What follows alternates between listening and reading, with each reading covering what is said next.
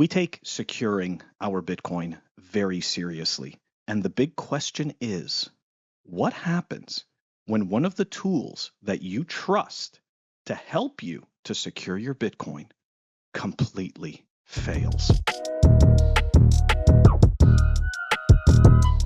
Welcome back, everyone. Here we go. You know, we always talk about how self-sovereignty is incredibly important. We always talk about securing your own Bitcoin, not using custodians.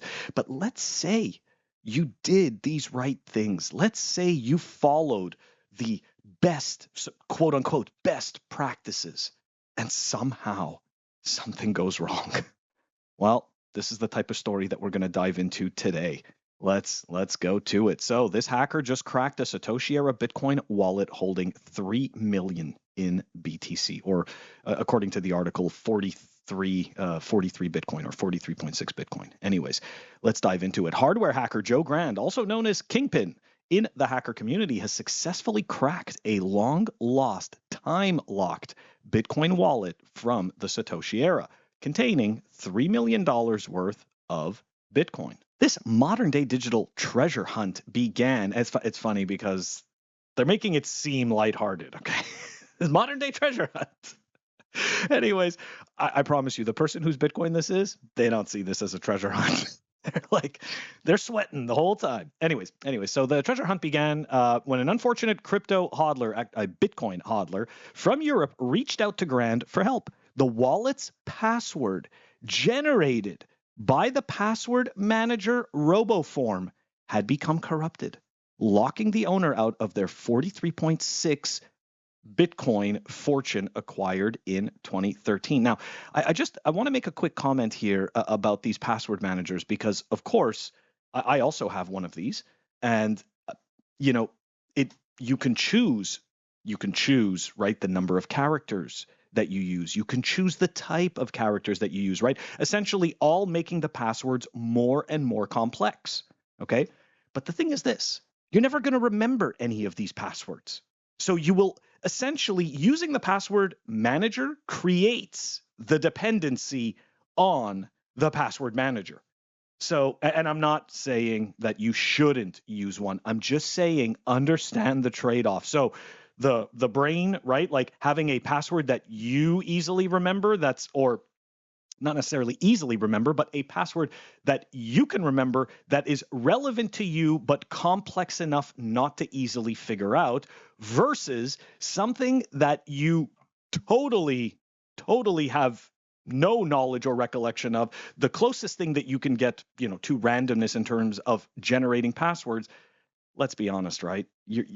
You're probably safer with a password that you remember, but unfortunately, it creates a different type of compromising situation. Anyways, I just wanted to point that out before we continue, because I know that there is a lot of talk about password managers, and I know myself and a few others, right, that talk about these things. We have used them in the past, and we've had many discussions about them. And one of my points for it is really that, right? Like, you will always be generating something that you're not going to remember, even come close to remembering, unless, of course, you go through and take the time to memorize it, which most people do not. Anyways, so here we go. What seemed impossible to many experts turned into a triumphant retrieval. The wallet's owner had amassed Bitcoin in 2013 when the cryptocurrency was in its infancy and worth significantly less than it is today. However, the owner could not access their digital fortune for a decade due to a corrupted file storing the wallet's password.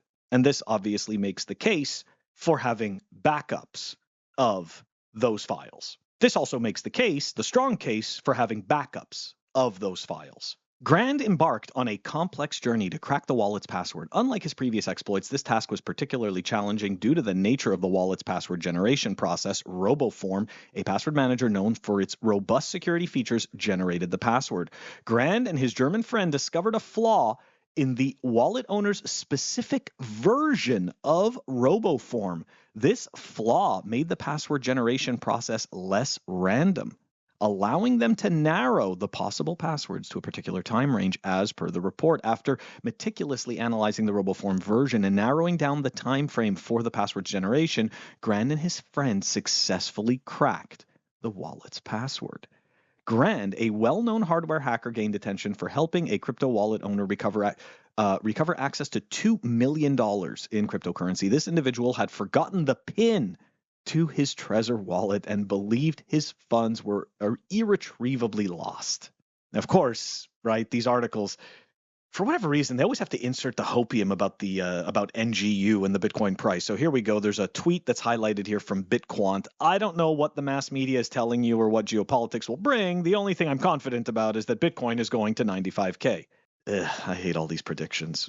And of course, right, it doesn't mean that I don't want these things, right, in terms of the fiat Bitcoin exchange. Like, I'd be a fucking hypocrite. Yeah, no, of course, I don't want that. But that's not the point. The point is that you don't want to be setting yourself up for these expectations, because doing this creates feelings of failure when quite possibly nothing has actually happened. So don't pay attention to this crap. But of course, the article loves to sell the hopium, so let's do it. If the wallet owner waits and the $95,000 prediction materializes, his 43.6 Bitcoin fortune will be worth approximately $4.1 million. If the price reaches 150K, his fortune will be worth approximately $6.5 million. Boom.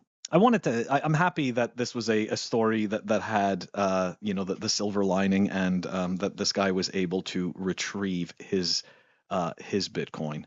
Now, I'll tell you this, though. From reading the story, this is what I understood. I understood that he essentially wanted to retrieve his password much earlier on and couldn't. So as a result, they had to get this Grand person, and of course Grand was, got his friend, and they worked together to crack the password. But essentially this misfortune, right? This misfortune for this person turned out to be maybe one of the best things that happened to them, because they were forced into hodling because of the corrupted password file. Anyways, guys, bit of a bittersweet story, but at least, right, I think it has a good ending. This person now gets to hodl their corn.